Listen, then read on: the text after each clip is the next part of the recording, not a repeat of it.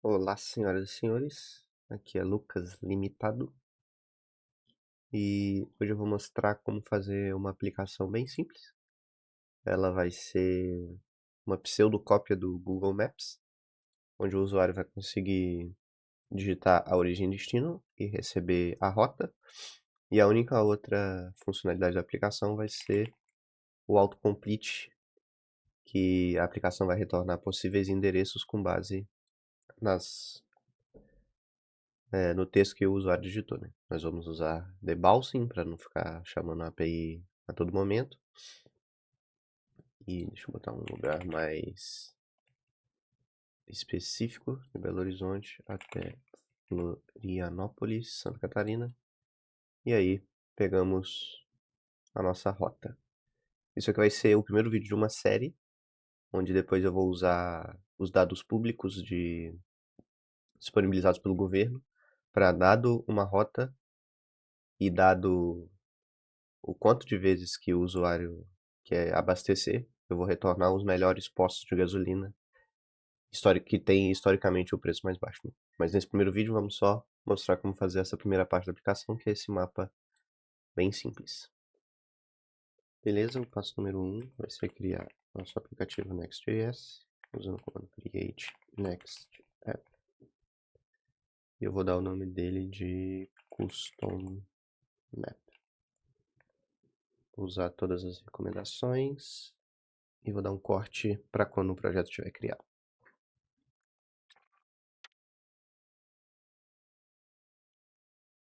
Beleza, nosso projeto foi criado, vamos dar cd no custom map e rodar um npm run dev para ver se tudo está funcionando como deveria. E sim, tudo está funcionando como deveria. Beleza, agora nós vamos no site Open Route Services, que vai estar na descrição. Você vai criar uma conta, ele é um site open source, inclusive você consegue baixar os próprios mapas dentro do site e self-host, e fazer seu próprio servidor de mapas, mas nós vamos precisar da API Key para fazer algumas chamadas. Vamos usar principalmente dois endpoints, que é o de direções, que permite que a gente passe duas coordenadas e também a forma de locomoção, e ele vai nos retornar a rota, e dentro do geocode, o autocomplete, que permite que a gente entre o início do nosso endereço e ele vai nos dar uma lista de autocomplete para melhorar a experiência do nosso usuário. Beleza, agora nós vamos instalar as dependências que vamos precisar para interagir com o mapa e desenhar o mapa na tela, né? Vai ser o MapLib GL, que é outra biblioteca open source para desenhar mapas interativos, e o wrapper em React dela, né? Nós vamos copiar esse comando para o servidor, vamos entrar no projeto certo, que está no projeto na pasta YouTube. Agora nós vamos colar isso aqui. Ele está reclamando desse cara aqui. Para ir mais rápido eu vou usar o git bash, que ele não vai ter esse problema. Belezinha. Então agora nós vamos limpar aqui a tela do root, né, a página root. E nós vamos copiar e colar esse exemplo aqui.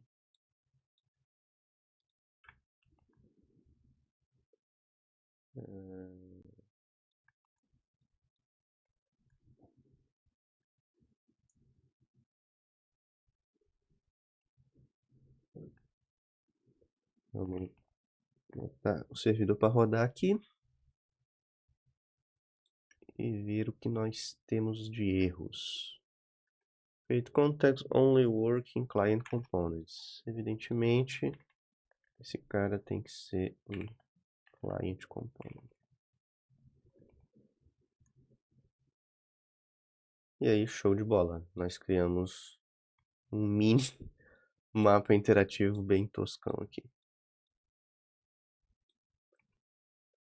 Beleza. Então vamos primeiro entender de onde que essas coisas estão vindo. Se eu ficar passeando aqui pelo mapa, o browser vai fazer várias requisições para esse domínio daemon tiles. E vai retornar o próximo pedaço que vai ser renderizado pela biblioteca. Ela é esperta o suficiente para saber onde que ela tem que renderizar cada tile. Mas existem vários provedores de tile. Alguns são pagos, outros são gratuitos. E o que nós vamos usar nesse tutorial vai ser o OpenFreeMap, que ele também é open source e ele te permite importar alguns estilos diferentes já por padrão. Então nós vamos substituir esse carinha aqui, voltar lá no projeto e agora ele já tem um estilo diferente e se a gente vier aqui nas requisições feitas, ele está fazendo requisições para o novo domínio. Esse cara nós conseguimos importar todos os mapas desse projeto e também fazer o self-host do nosso lado. Beleza. Então agora vamos deixar só tudo em tela cheia para ficar um pouco mais bonito. Screen. Vou arrancar isso aqui fora e vamos botar para quando o usuário entrar no site, ele dá de cara com o nosso querido Brasil. Se você vir aqui e dar um refresh na página, ele vai vir para o nosso querido Brasil. Beleza. Agora nós vamos colocar um formulário aqui no canto superior esquerdo, para que o usuário consiga botar a origem e o destino, e vamos criar o botão de pesquisar. Por enquanto vai ser só o formulário, e eu vou pausar o vídeo e voltar quando estiver pronto, só explicando o que eu fiz. Beleza, terminei. Criei aqui uma seção que está pregada no canto superior esquerdo. Criei o formulário com dois campos. O input de origem, que está com esse placeholder aqui, e o input de destino e o botão do formulário. Também criei os dois useStates aqui que representam a origem e o destino em memória. E aí ficou assim, pregado no canto superior. Por enquanto ainda não faz nada, mas agora nós vamos criar uma API do nosso lado, que vai por sua vez acessar nossa variável de ambiente e chamar a API do OpenRoute, que vai devolver para nós um objeto de rota e nós vamos usar esse objeto para renderizar nossa rota usando a biblioteca de mapas. Então primeiro vamos criar aqui a nossa API do nosso lado e criar a função de submit que vai chamar essa nossa API. Eu cheguei na conclusão que esse passo vai ser um pouco complicado. Eu não quero ficar aqui digitando um monte de coisa para não deixar esse vídeo muito chato. Então eu vou explicar primeiro o que eu vou fazer desse grande desenho e qual que é o nosso objetivo final. Nosso objetivo final é chamar o Directions Driving Car, que é esse nosso querido cara aqui, que nós passamos duas coordenadas e ele retorna uma rota. Dentro do objeto de retorno a gente vai usar principalmente esse properties, que tem os segmentos e tal, mas antes de fazer a chamada para esse cara, a gente vai precisar fazer uma chamada para o geocode search. Porque o endpoint de directions ele aceita duas coordenadas e não um endereço.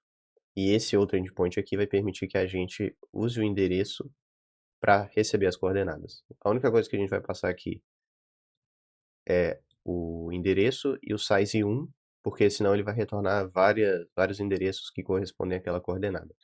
Como a gente vai usar endereços bem definidos, a gente não vai precisar lidar com isso aqui. Então o que vai acontecer? O nosso formulário vai chamar o nosso endpoint nessa rota, passando no body dois endereços. Nós vamos chamar esse endpoint de geocode search, passando o endereço, e ele vai retornar a coordenada para o nosso back-end. Com as coordenadas dos dois endereços, aí sim nós vamos chamar o nosso querido endpoint de directions, e esse endpoint vai retornar o objeto que a gente vai poder usar para interagir com o nosso mapa e renderizar o nosso mapa na tela. E é isso. Então agora eu vou fazer todo vou codificar toda essa parte fora da tela e aí eu passo direitinho explicando todas as coisas. Ok, primeiro vamos ver como está funcionando, né? Já dei spoiler aqui, muito noob.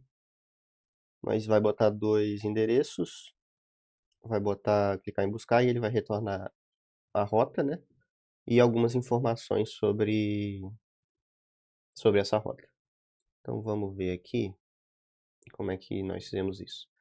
Antes tinha só o estado para origem e destino, né? Tivemos que adicionar todos esses aqui. Esse mapa representa o tipo, né? O tipo mapa que vem daquela biblioteca e a gente consegue usar ele para chamar algumas funções de forma iterativa e o nosso mapa atualizar na tela. Isso está dentro dessa biblioteca que é essa parte do useRef, a gente vai ver como é que isso funciona na prática. Aí tem as coordenadas de origem e destino, isso aqui não precisaria estar no front, mas eu quis mostrar essas duas bolinhas aqui, a de origem e de destino, e para eu renderizar elas na tela, no front eu precisei trazer eles para o front também. Mas daria para criar essa rota sem elas. Aí tem a rota, né, que é o retorno da API lá do Open Service. E aqui tem duas para controlar o estado para o cara não poder ficar clicando no botão ou para ele poder ver o erro caso dê algum erro. Aí tem a função, né, a implementação do submit, vai fazer aqui o prevent default, que a gente quer chamar via JavaScript. Se não tiver origem e destino, volta mais cedo, inicia os estados aqui que precisa e chamamos a nossa própria API aqui, a API do nosso Next.js aqui. Para quem não sabe, tu cria a pasta API e aí cria o barra rota, né? Esse barra rota aqui representa essa rota. Desde que você cria um route.ts e cria o método que você quer lá dentro. Então vamos ver lá a rota já como é que tá. A gente criou uma rota post. O motivo da gente ter que fazer essa arquitetura de front chama nosso back chama o serviço do Open Service Route é porque a gente precisa ter acesso à variável no ambiente e o ideal é ter acesso a ela no back-end, né? Então aqui a gente acessa a chave, se não tem a chave ela lança erro mais cedo, faz o parse do JSON que vem da requisição, né? Aqui a gente manda um JSON com origem e destino, que são dois endereços, e aí aqui a gente faz o parse dele, se algum dos dois não tiver definido, lança o erro, e aqui a gente vai chamar essa função aqui, que é um wrapper de uma chamada, né? A gente vai essas duas aqui, tanto essa função quanto essa, são só um wrapper em volta do fetch para não ficar tudo nessa função do post aqui. A gente monta os parâmetros, né, passando o endereço e a resposta, que a gente quer uma resposta só. Que é só, porque o endereço pode retornar uma lista de endereços, né, mas a gente só quer uma só. Aí a gente faz a chamada, passando nossa chave, faz o parse, lança a exceção se deu ruim, e aqui a gente vai pegar o primeiro resultado, porque apesar da gente passar o primeiro, ele ainda lança no formato de lista, né? Então aí a gente tem que pegar o primeiro, se não encontrou, da outra seção, e pega as coordenadas aqui. Aí vamos ver, cadê? Aí beleza, aí aqui a gente vai ter duas coordenadas, né? A de origem e de destino.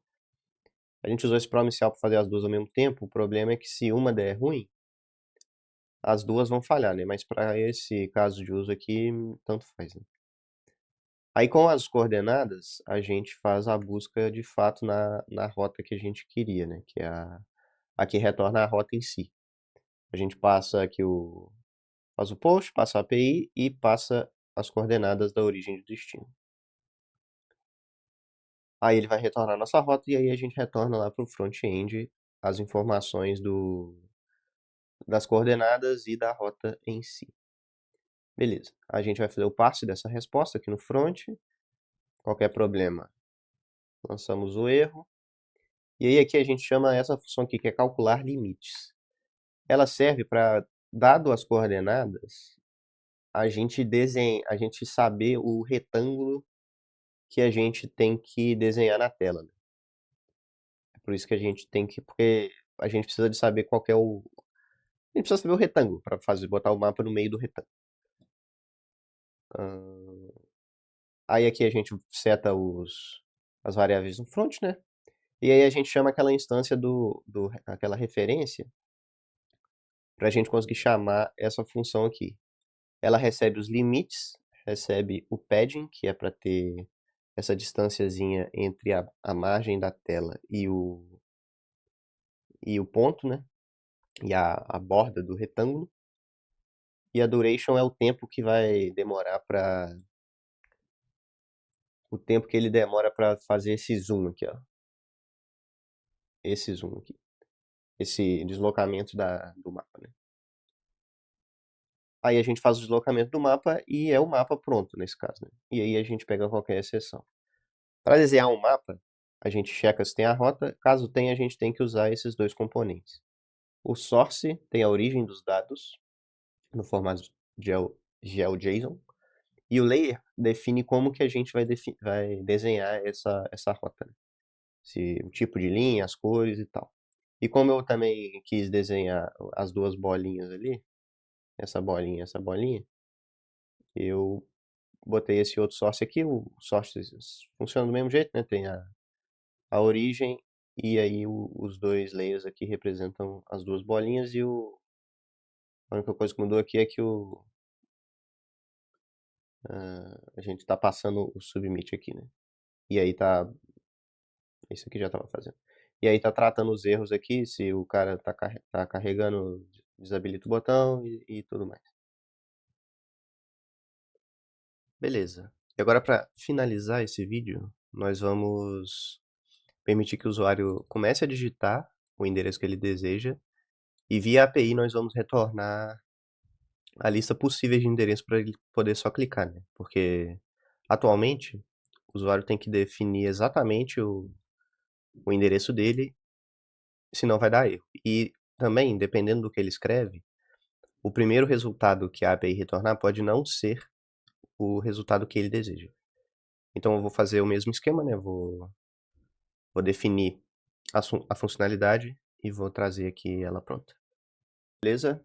Vamos ver aqui funcionando, dar um F5, colocar Belo Horizonte. Ele vai buscar Belo Horizonte e vamos colocar originar Pará e ver a rota. Beleza.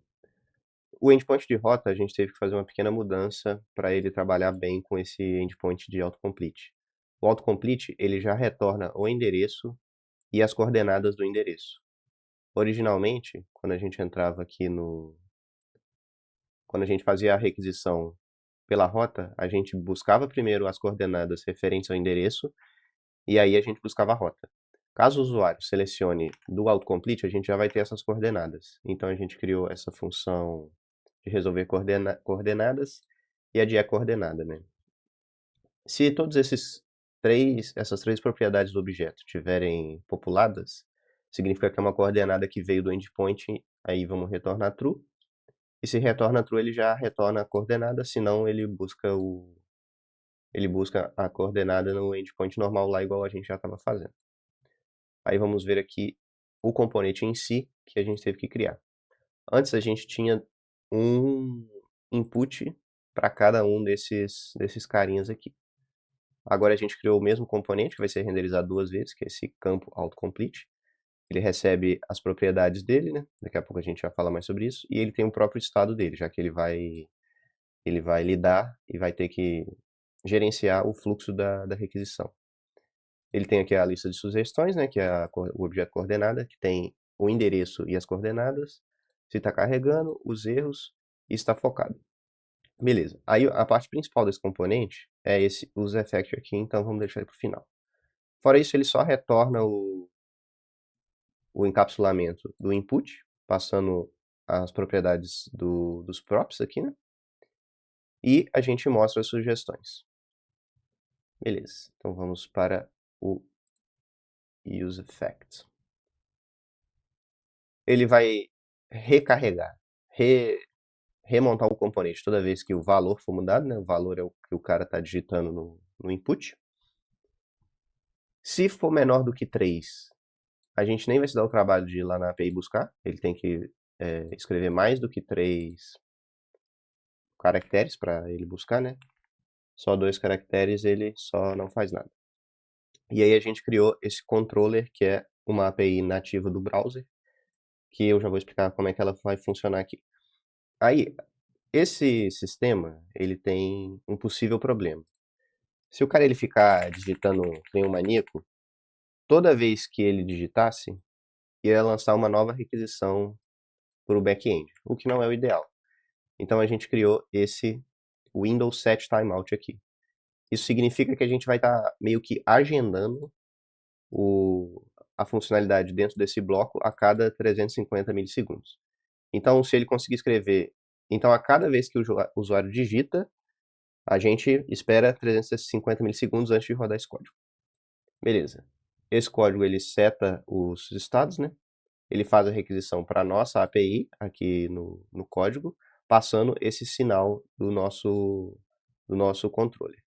Aí vamos ver aqui na rota nova. A rota nova ela é basicamente a mesma coisa.